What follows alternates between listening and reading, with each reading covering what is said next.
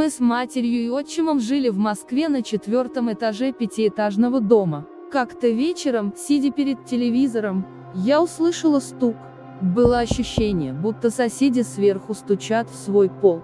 Я не обратила на это внимания, так как у них была собака, и они частенько рубили для нее кости на небольшом пеньке.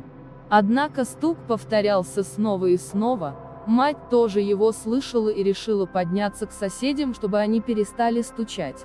Когда она от них вернулась, то сказала, что они ни при чем, тоже тихо смотрят телевизор и стука не слышали. Осенью мы переехали в Королев, на верхний этаж 5-этажки. Где-то в конце октября, в начале ноября стуки повторились и в этом доме. Честно говоря, я очень испугалась, так как над нами тут был только чердак. На дворе была еще зима, но снег прошел, и остались небольшие сугробы, покрытые корочкой. Я после этих стуков вышла на улицу и обошла вокруг всего дома, нигде никаких следов. После этого вечера дома стала твориться настоящая чертовщина. По-прежнему были слышны стуки, а вдобавок к ним сами собой падали предметы, были слышны шорохи в углах. Соседка посоветовала мне развесить в углах чеснок, передвинуть телевизор из угла на середину и в косяк входной двери воткнуть иголки. Помогло, но только до следующего переезда. 1 декабря 1998 года мы приехали в Орехово-Зуево, и спустя 5-7 дней стук возобновился. После этого мать заболела.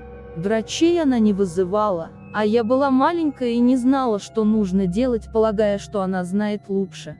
У матери вскоре начались галлюцинации. Ей казалось, что за нами наблюдают.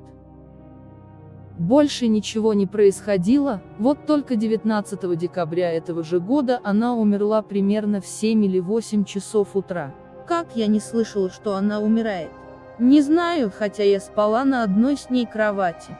Поза, в которой она умерла, очень странной была. Она сидела на полу, прислонившись спиной к дивану. Руки держала перед собой, будто защищаясь и защищая меня. Ее глаза были широко открыты. Врач сказала, что это больше похоже на насильственную смерть. Но причину смерти все равно написали как воспаление легких. До сих пор я боюсь, что этот зловещий стук повторится. И надеюсь, что когда-нибудь узнаю, что же случилось с мамой на самом деле в ту ночь. Вот и все. Извини за то, что так давно не было видео.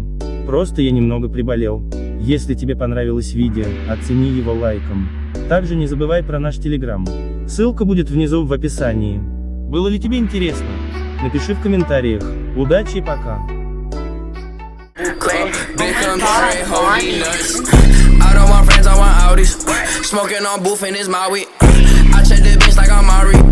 Sorry, bitch, I don't say sorry. Look at my